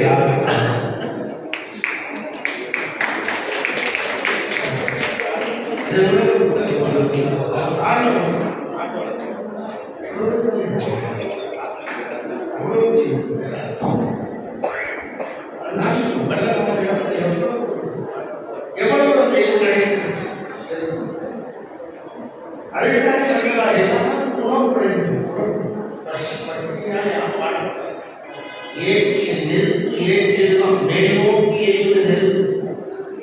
நெருப்பு நீங்க பந்தத்துல பிடிச்சி கீழே வந்தா கூட என்ன செய்யும்? ஒரு விதைய மண்ணுக்கு புதைச்சு வச்சா கூட என்ன செய்யும்? பூமியை எட்டி உதைத்து மேலே வரும். அதை போல எந்த ஒரு சூழ்நிலையும் நெருப்பாகவும் விதையாகவும் ஒரு மனிதன் மேலோக்கி வளரும். மேலோக்கி சிந்திக்க வேண்டும். எல்லா உயிரினமும் கிடைமட்டமாக வளரும். சிங்கத்தை பாருங்க, மானை பாருங்க, யானையை பாருங்க, கிடைமட்டமாக தேவை. மனிதன் மட்டும்தான் மேல் நோக்கி வளரும். நம்முடைய சிந்தனைகள் மேல் நோக்கியான சிந்தனைகளாக இருக்கக்கூடாது. நான் வாழ்கிற வாழ்க்கை கொஞ்ச நாள், பிறந்த நாள் நமக்கு தெரியும், நம்முடைய இறுதி நாள் தெரியுமா?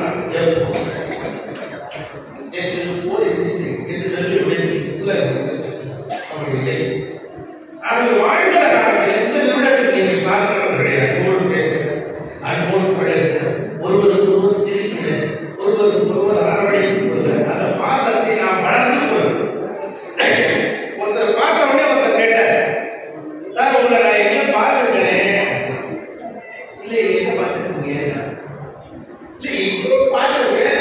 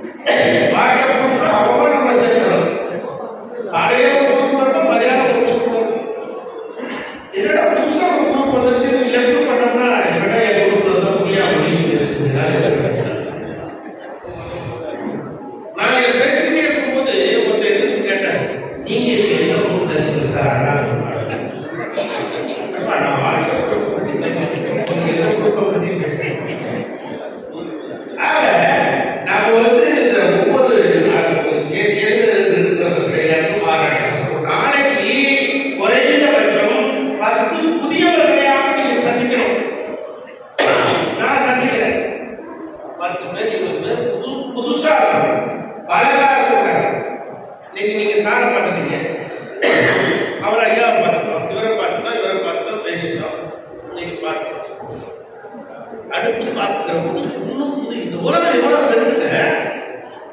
9 கோடி பேர் உள்ளவங்க தமிழ்நாட்டுல நம்ம வந்து புதிய புதியவர்களை கண்டறியணும். தேவைக்கு மட்டுமே பயன்படுத்தக்கூடாது. அதோ பழக்கம்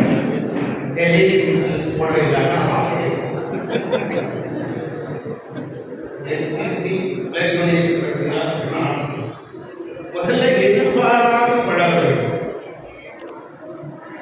ஒரு நட்பு இல்லை. தேவைகளை குறைத்துக் கொண்டால் ஆசைகள் குறைக்கும். தேவைகளை குறைக்கும்.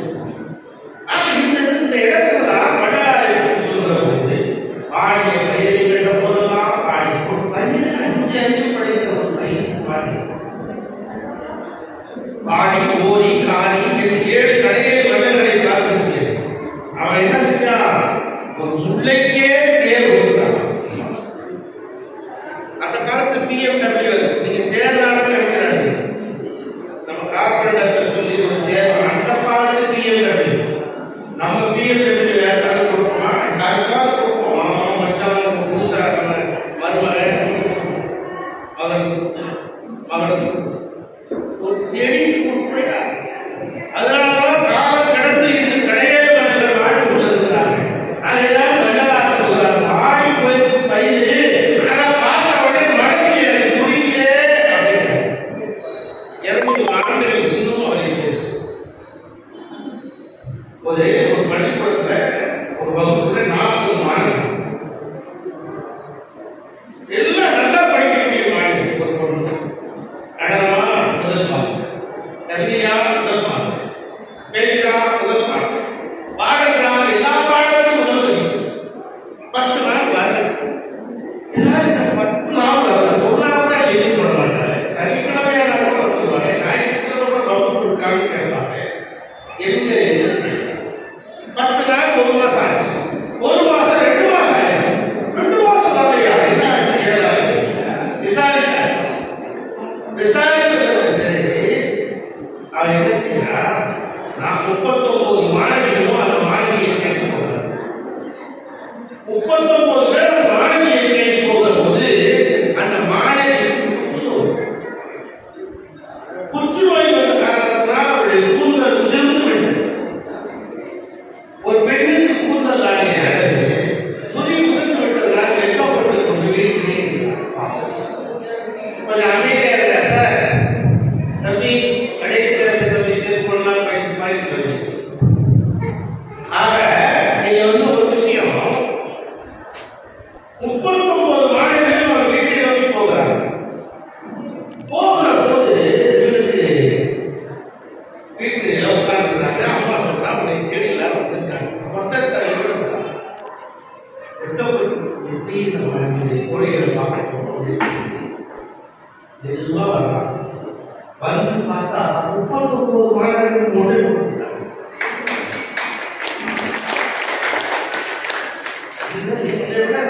உனக்கு கூந்தல் இல்லையா, எங்களுக்கும் தேவையில்லை என்று சொன்ன அந்த ஈடற்ற அன்பு இந்த உலகத்திலே எல்லாருக்கும் தகையாது. அந்த அன்புக்கு இலக்கணமாக அந்த அன்பை உயிர்ப்போடும் அந்த அன்பை பாடிய வழியை காணும் போதெல்லாம் பாடிய சுந்தர மகத்தான ஈடுகளிருக்க அந்த பெரும் குணம் கொண்டவராக வாழ்ந்த வள்ளலாரும் அப்படி ஒரு கருணை கொண்டவரார். மகத்தார் கருணை மிக்கவர், ஆர்த்தி மிக்கவர், மனிதனை மிக்கவர். கொள்கைகளை ஆறாம் திருவருளா புத்தகத்தை வாங்கி நீங்கள் அவசியம் படிக்க வேண்டும். அப்படி படிக்கிற போது உயர்ந்த ஒரு இலக்கம், உயர்ந்த எண்ணம், மனம் விரிவடைகிற போது, அன்பு ரசிக்கிற போது இந்த உலகம் எல்லாவற்றுக்கும் அடையாளமாக மாறிவிடும். இந்த உயிர் தோன்றுகிற போது இந்த இதயம் துடிக்கிறது. இந்த ஈரத்தினால் தான் அன்பு கசிகிறது. அன்பு என்பது இதயத்தின் வழியாக சொல்லப்படும். ஆக நான் கூட கிராமத்தில் சொல்லுவாங்க, ஒரு நெஞ்சில கைவிட்டு சொல்லுவாங்க,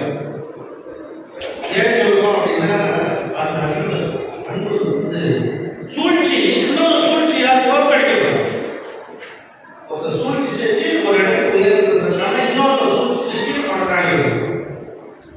ஒரு அன்பினால் ஒரு மேல் சொன்னால் இன்னொரு அன்பு அது பெரிதாக வீழ்த்தி விடாது.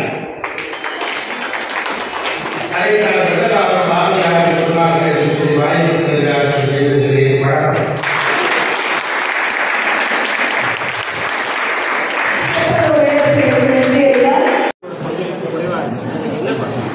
தமிழ் இலக்கிய கூட்டங்களில் இளைஞர்களின் ஆர்வத்தை ஏற்படுத்துகிற விதத்தில் நிறைய தமிழ் நிகழ்வுகள் நடத்தப்பட வேண்டும். தமிழ் படித்தவர்களுக்கு வேலை வாய்ப்பு முன்னுதாரணம் பெற வேண்டும், முன்வாய்ப்புகளை உருவாக்க வேண்டும்.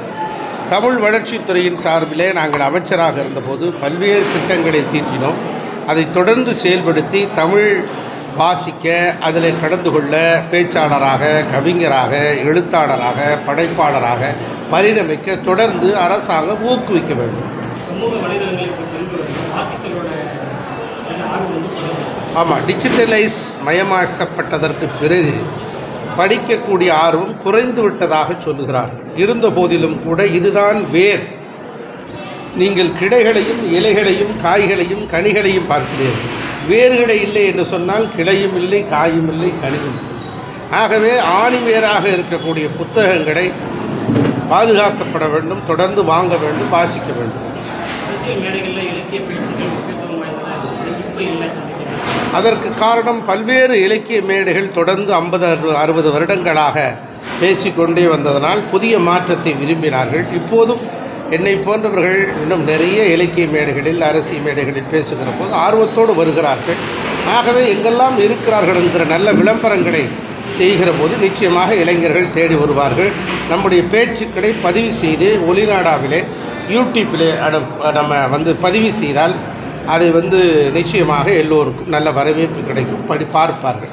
தமிழக அரசு வள்ளலாரை பற்றி இப்போ என்ன பண்ணுறாங்க? வள்ளலார் போற்றப்படத்தக்கவர், மதிக்கத்தக்கவர், வணங்கத்தக்கவர், வழிபாட்டுக்குரியவர். 200 ஆண்டுகள் கடந்த நிலையிலும் அவருடைய கருத்துக்கள் என்றும் தொடர்ந்து வாழ்ந்து கொண்டே இருக்கிறது. அப்படிப்பட்ட வள்ளலாருடைய பெருமைகளை அரசாங்கம் போற்ற வேண்டும். அதை போற்றுவதற்கு நாங்கள் வரவேற்கிறோம்.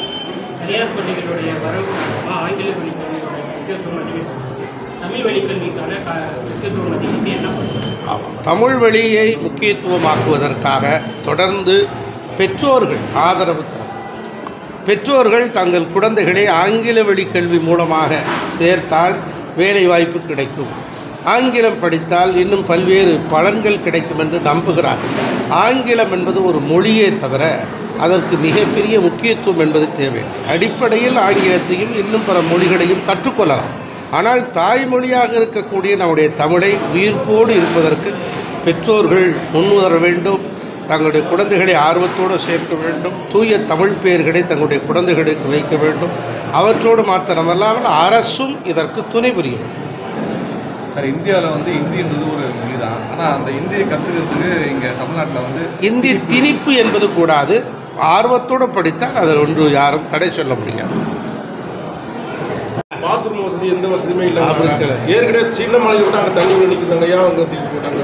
கிளாம்பாக்கத்தில் பேருந்து நிலையம், அந்த பேருந்து நிலையத்தை அடித்தளமிட்டது, அதற்கு அஸ்திவாரம் போட்டது, அதற்குரிய நிதியை ஒதுக்கியது அண்ணா திராவிட முன்னேற்ற கழகத்தின் ஆட்சி.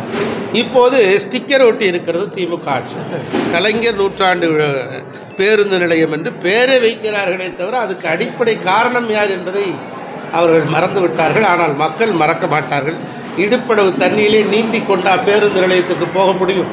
இப்படி ஒரு ஆட்சி நடந்து கொண்டிருக்கிறது. உலக முதலீட்டாளர் உலக முதலீட்டாளர் மாநாட்டை முதலில் இந்தியா நடத்த வேண்டிய ஒரு நிகழ்வு, ஒரு நாடு நடத்த வேண்டியதை ஒரு மாநிலம் நடத்தி காட்டிய பெருமை புரட்சி தலைவி அம்மா அவர்களை சாரும். கிட்டத்தட்ட 19,000 கோடிகளுக்கு மேற்பட்ட முதலீடு வந்தது. ஆக அதனுடைய அடிப்படையில் தான் அடுத்தடுத்த கட்டங்களிலும் அண்ணன் எடப்பாடியார் ஆட்சியிலும் முதலீட்டாளர் மாநாடு நடத்தப்பட்டது.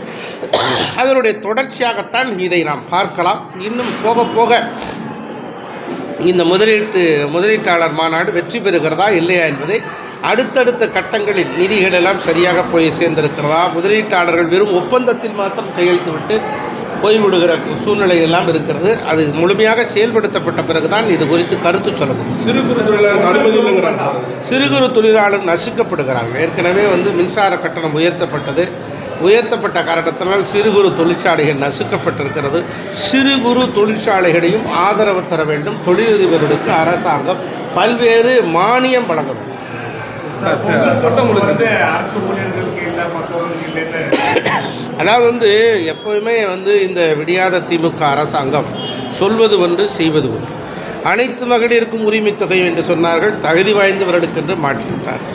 அதை போல ஏற்கனவே அனைவருக்கும் 5 பவுன் நகையை கூட்டுறவு வங்கியிலே கடனாக வைத்தால் தள்ளுபடி என்றார்கள், தகுதி வாய்ந்தவர்களுக்கென்று மாற்றிவிட்டார்கள்.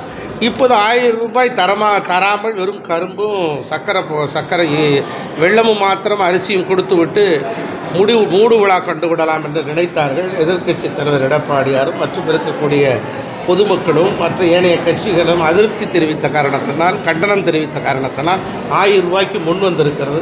இது அனைவருக்குமாக வழங்கப்படுகிற 1000 ரூபாயாக இருக்க வேண்டும். ஏனென்றால் இது தமிழர் திருநாள், பொங்கல் பரிசாக இருக்க வேண்டும். தமிழ்நாட்டில் கள்ளுக்கடை இதையெல்லாம் நாங்கள் எதிர்க்கிறோம். டாஸ்மார்க்கே படிப்படியாக மூட வேண்டும் என்று சொல்லிக் கொண்டிருக்கக்கூடிய இந்த நிலையிலே கள்ளுக்கடை திறப்பதை அண்ணா திராவிட முன்னேற்ற கழகம் கடுமையாக எதிர்க்கிறது. அதிமுக ஆட்சியில் டாஸ்மாக் கடையை மூட வலியுறுத்தி நிறைய போராட்டங்களை சில சமூக ஆர்வலாம் பண்ணாங்க. இன்னைக்கு அவங்கெல்லாம் செயற்கையாக போராட்டம் நடத்தினார்கள். செயற்கையாக போராட்டம் நடத்தியதற்கு திமுக அப்போது பின்புலமாக இருந்தது. ஏற்கனவே விவசாய சங்கத்தை சேர்ந்தவர் டெல்லி வரைக்கும் சென்று எலும்பு கூடுகளை வைத்து, எலும்பு தலைகளை வைத்து எல்லாம் போராட்டம் நடத்தினார்கள். கடைசியிலே அவரே சொன்னார், இதுக்கெல்லாம் ஃபைனான்ஸ் உதவி எங்கள் தயாரிப்பாளர், சினிமா கம்பெனி ஓனர்கள் திமுகவினர் தான் என்று சொன்னார்கள். இப்போது மீண்டும் இந்த ஃபைனான்ஸ் கம்பெனியில் ஃபைனான்ஸ் செய்தவர்கள் எல்லாம் அமைதியாக இருக்கிறார்கள். ஆட்சி மாற்றத்துக்கு பிறகு அவர்களுக்கு மீண்டும் ஃபைனான்ஸ் செய்து வருவார்கள். ஆக இதையெல்லாம் ஏற்பாடு செய்தது திமுக. சட்டம் ஒழுங்கு சரிந்து போயிருக்கிறது. எங்கு பார்த்தாலும் கொலை, கொள்ளை, வழிப்பறி, மக்கள் பாதுகாப்பற்ற நிலையில் இருக்கிறார்கள். துப்பாக்கியை கையில் பிடிக்க வேண்டிய காவல்துறை பாதுகாப்பு அது என்ன செய்து கொண்டிருக்கிறதுன்னு தெரியவில்லை. ஒருவேளை ஆயுத பூஜைக்கு மாத்திரம் துப்பாக்கிகள் பயன்படுத்தப்படுகிறதா என்று கேட்க தோன்றுகிறது. உள்ளபடியே இரும்பு கரம் கொண்டு இந்த பயங்கரவாதிகளை, இங்கே இருக்கக்கூடிய கொலையாளர்களை, கொள்ளைக்காரர்களை ஒடுக்க வேண்டும். வழிப்பறிக்காரர்களை அடக்க வேண்டும். கஞ்சா எங்கு பார்த்தால் நடக்கிறது. போதைப் பொருள் தலைவிரித்தாடுகிறது. இது கள்ளச்சாராயம் சாவு நீங்களே பார்த்துருக்குது. இதெல்லாம் சட்ட ஒழுங்கு சரிவுக்கு காரணம். இரும்பு கரம் கொண்டு அரசாங்கம் அடக்க வேண்டும்.